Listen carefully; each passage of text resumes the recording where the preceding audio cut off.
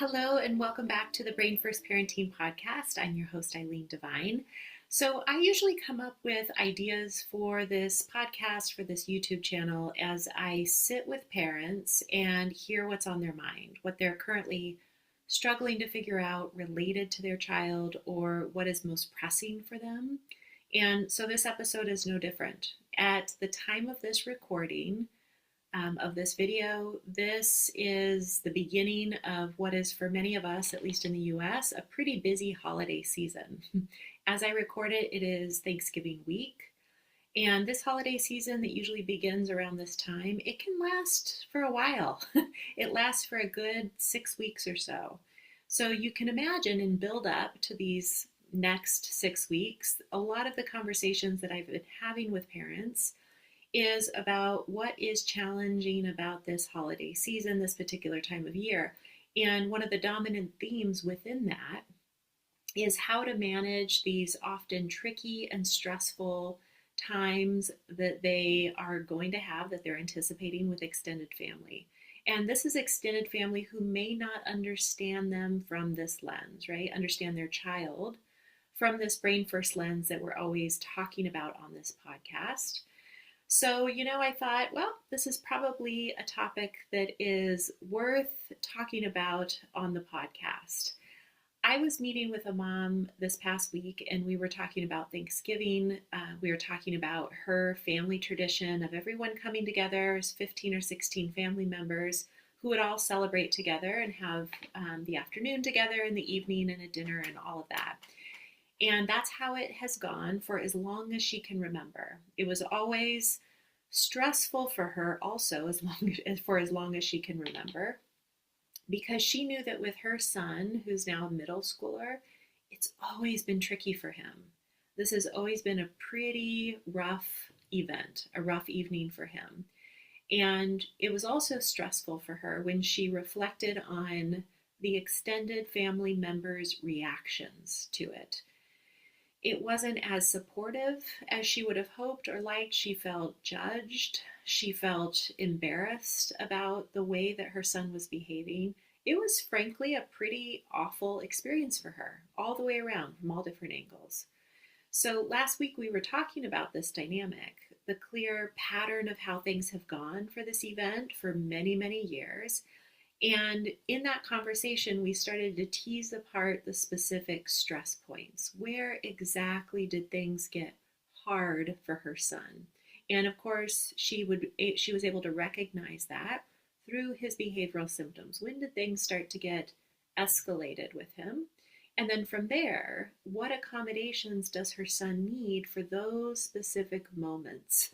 Those specific stress points. So we talked about through that. What does she know about the way her son's brain works? And what accommodations might he then need based on that information for these specific stressful points? So she identified a handful of accommodations. That was great, that her son needed to have in place to be able to have some success in this particular environment, right? This particular situation, Thanksgiving dinner with this large group of people. And one of the things that she thought of was, the actual sitting down for dinner, not going to happen. Never gone well. I forced it before. We've learned our lesson. That's not good. So her accommodation was, I'm going to make him a plate of food. We're going to go back into a back room, a quiet back room. We're going to eat back there. He's going to eat back there, just the two of us.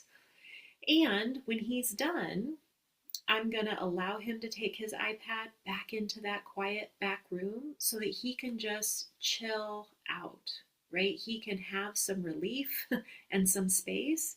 And what it also allowed her to do was go to the family dinner and enjoy the company of her family without having to stress about what was happening with him, without having that worry, right? Is he okay? Is he going to be able to manage this? Is he going to do something behaviorally that ruins the dinner for everybody? She knew with him in that back room on his iPad that he was happy, he was content, he was squared away. So this was just one accommodation that she came up with for this time with her extended family. Now, I am imagining that as a parent, you can relate to this experience that she described to me, just exhausted by the years of basically forcing him to participate in this large family gathering in ways that he did not have the capacity to do because of his lagging cognitive skills, because of his fragile nervous system. In the past, the anticipation of this filled her with so much dread. And because she was so anxious about it and so fearful about it, she would basically begin pleading with him weeks in advance to just please do what everyone expects you to do. That was her messaging to him, right? And she would do this by trying to convince and try to reason with him and try to motivate him in various ways leading up to that event.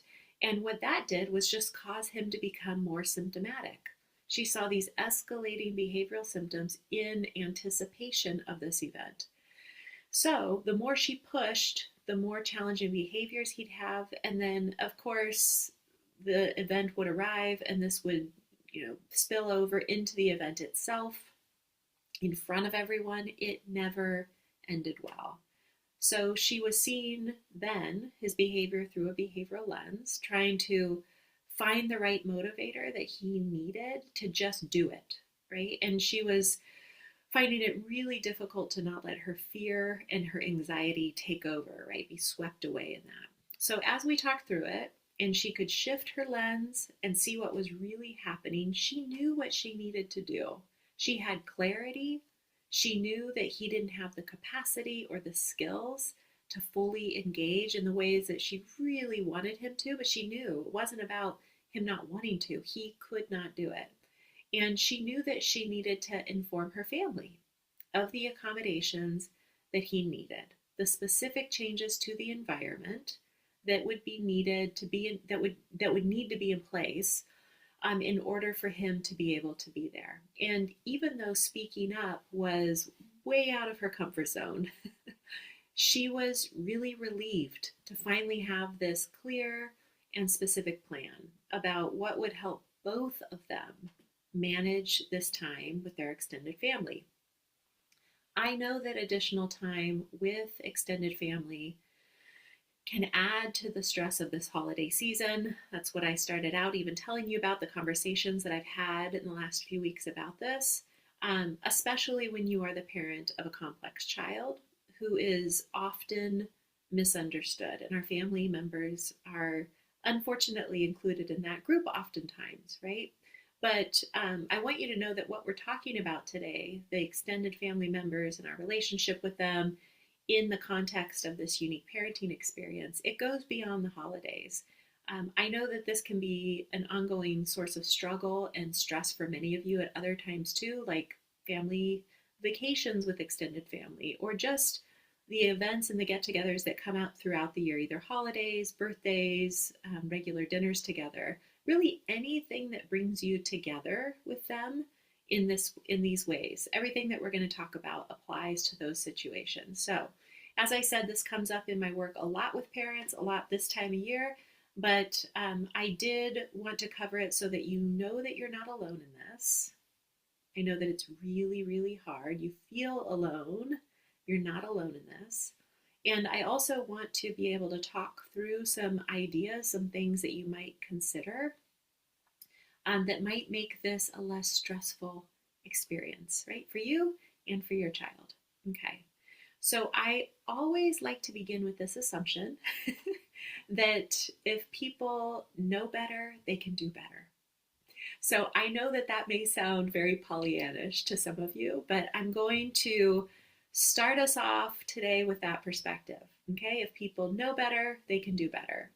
And directly related to that, there are lots of reasons why people in your life may not be able to see your child through a brain-based lens, right?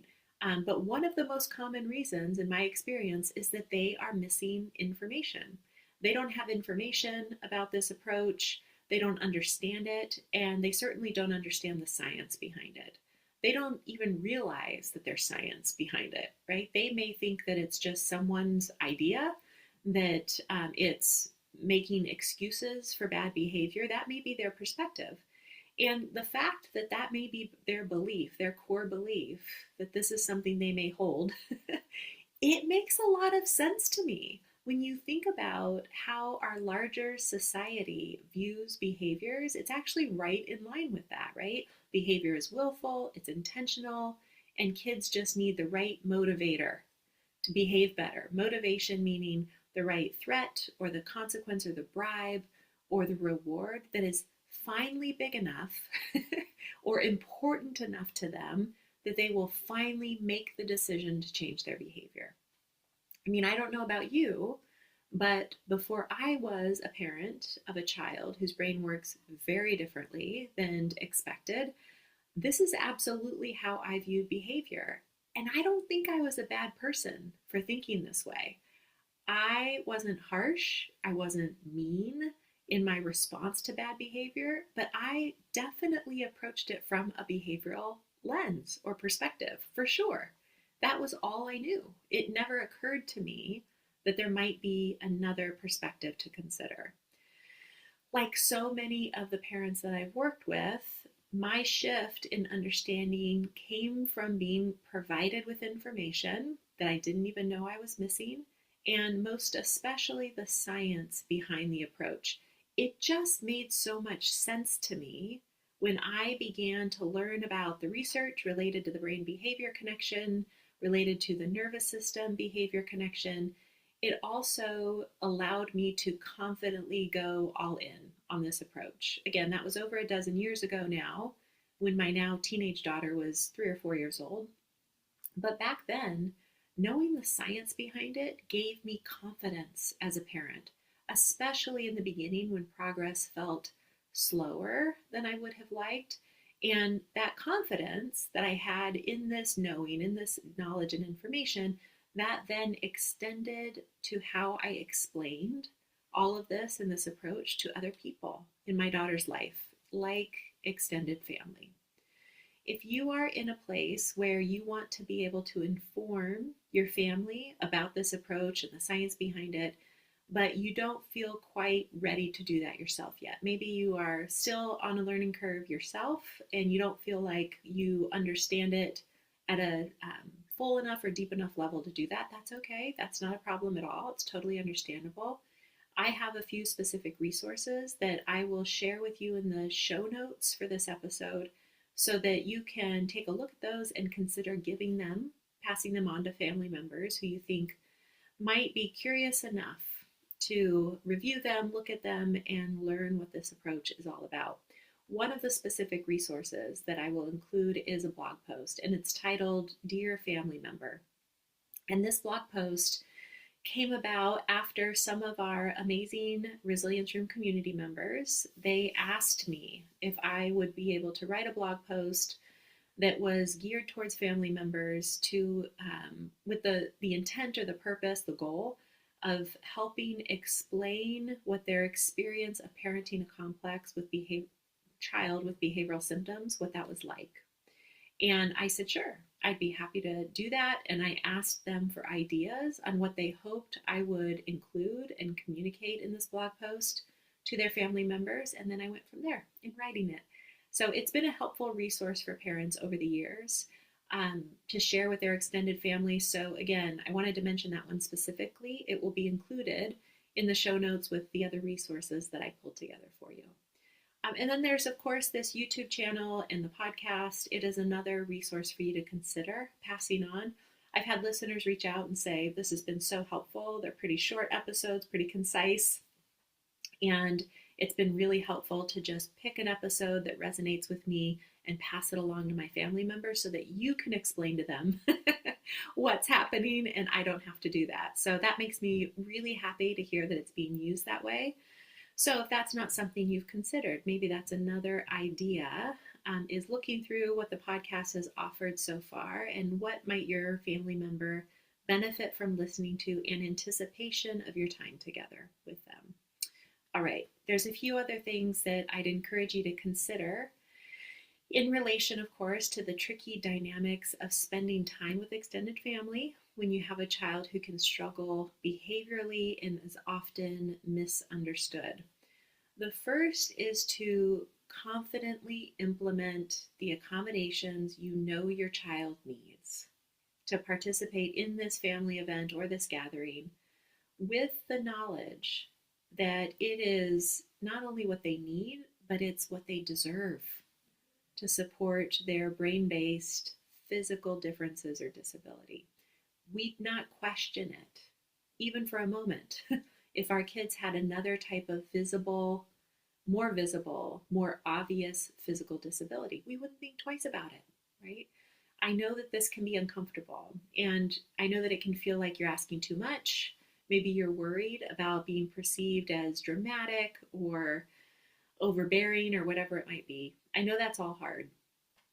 Spending some time thinking about what comes up for you, where is that point of resistance if you've had a hard time confidently asking for what you know your child needs. What is that about, right? What's the why behind that? And then instead of holding back, how can you work through that resistance or that hard stuck point so that you can come out the other end knowing that you have the right to ask for these accommodations, for these adjustment of expectations, whatever it might be. So I know that a common fear is that you might be inconveniencing people around you, right? That it's too much, I'm asking for too much, and it's an inconvenience to everybody else there. We'd not ask ourselves that. For other physical disabilities, we wouldn't do it, right? That need accommodations. You do have the right to ask, even insist upon these accommodations. And doing so is time well spent so that you and your child can have some relief that you both deserve. Okay? So the specific accommodations that you're going to need to think about and then ask for proactively, those are going to look different for each of you depending on your unique child and that unique situation. But what is universal for all of us, parents like you and I, is that we have kids who have some pretty intense needs and we can't just wing it. We have to think ahead of time about where is that poor fit? Why are things so hard, so challenging for them? Why am I seeing these behavioral symptoms from them, right? And then again, proactively ensuring that that accommodation is going to be put in place. Again, I know that might be hard to hear. I know it can feel like heavy work. It can feel like a lot of work. But the fallout from not doing this is even harder. I've been there. My guess is you have as well. Okay? So maybe the accommodation is that you are going to spend this time with family, but you have proactively let the host know that you won't be able to stay for the entire event because your child doesn't have the capacity, right? Or the endurance. Maybe it's that you won't come to something at all. And I know that's hard too. When there are so many years of expectations, there's years of traditions and all of that involved. And a lot of these events, you want to be there, right? So I know that that's really hard. It is okay, though, to say, I'd really love to have us all there, but we're going to need to sit this one out. And I'd be happy to share with you why this is the decision that's right for us right now. So when you have some time to chat, let's do that. But I want you to know I appreciate your understanding. That's okay to say if that's what's needed. The other thing I encourage parents to spend time thinking about, again, in relation to extended family, is who are those people in your extended family who get it? They are the ones who just seem to get what's happening here. And you can tell that they're putting in a lot of effort to connect with your child. They're happy to see them. They ask you about them. They ask you about how you're doing. It's those family members who are kind, who are gentle in their support. You don't feel judgment or blame from them. And they can see when things are hard for you and that it's not your fault, right? Who are those people? And can you reach out to them ahead of the event and tell them how you're feeling? I'm feeling a little stressed about this upcoming holiday, and maybe just let them know that you've always appreciated their patience and their understanding, and you're just glad to know that they'll be there. That just gives them an indication of like, okay, this, whatever I've been doing naturally, that's mattered to this person, and I'm going to be sure to do that. You don't have to ask them for anything, just raising their awareness of how helpful that's been to you. Now, if it feels like there's a possibility to ask them for more support, that would be a great next step. People want to help. They often don't know what that looks like, especially when this isn't their experience at all, right? So it doesn't need to be a big ask. Maybe it's something like, hey, would you mind sitting next to my daughter when we all sit down to eat so that she has someone on each side of her who can support her through the dinner? These big gatherings are honestly really stressful for her, and I know it would be a lot of help to her to have each of us sitting on either side of her. Not a big ask, but maybe not something that this person would think of unless you talk to them about it. Okay. I also want to encourage you to think about those family members who, despite your efforts, definitely do not get it. They are very entrenched in a behavioral lens. They have not been able to shift their perspective in the ways that we talk about on this podcast. And then I would encourage you to think about, with that person in particular, are there some boundaries that need to be set ahead of time? Is there a conversation that needs to happen with that person? Boundaries that will protect your child's peace and also your own. So again, I know how hard this is, and I know it can feel awkward. I know it can feel even scary to do this. It requires you to stand in your truth. And that truth is that your child isn't a bad kid. They're not a troublemaker. They have a really serious condition that deserves accommodations. So those boundaries, they can be set in respectful ways by clearly letting this person know what is okay and what is not okay in terms of their interactions with your child. This is hard, I know, but this is why I'm always encouraging you to think about who these individuals are for you. I've worked with a lot of parents who have this anticipatory dread of time with the extended family. And when we talk about it, sometimes it really is about one person who kind of colors the whole situation for them negatively, right? And so it's about that one person and the judgment they feel from that one person and the consistent pattern of negative interactions they have with that one person, right? Or that person has with their child. And what they find is that, yes, setting boundaries with that person is hard. It's awkward. It can feel way out of our comfort zone. But the anticipatory dread of going to the event and then going to the event and having it play out exactly as it has in the past, that's harder. That's harder, right? Okay. I believe that we need to give people the chance to shift their perspective, right? Know better, do better. And so if you've done that work, you've given them information that we were all missing at one point, how it applies to your unique child, you've been open to conversations with them about it, and they still haven't been able to shift, then there's a really difficult question that we need to ask ourselves, and it's, is my child safe in the presence of this person? If they are going to continue to punish and alienate or shame your child for their brain-based condition and symptoms, the answer is pretty clear, and it's no, right? And that's a really devastating conclusion to come to as a parent who wants to protect your child, but also loves your extended family, even the members who are maybe a little more challenging, right? So there's this other added layer to this conversation, as there always seems to be with the topics we cover on this podcast. These topics appear so clear-cut and clear and obvious, right, on the surface, but rarely are they. There are always these complex layers that are added in, and this one is no different. So here's the added layers I see for this topic. It's easy for me to say, hey, if your family doesn't get why you're supporting your child this way and doesn't understand their disability, then do this and do that and be on your way, right? Now, I think hopefully you know that I'm not being flippant about it at all. But I do know how it can feel to be on the receiving end of practical steps or tips or advice when the situation has these deep emotional layers to it. And I don't want that to get missed in this conversation. I don't want it to go unacknowledged. So this is the parent experience that we're always coming back to and always talking about. Yes, your child needs this and that, and it's not their fault.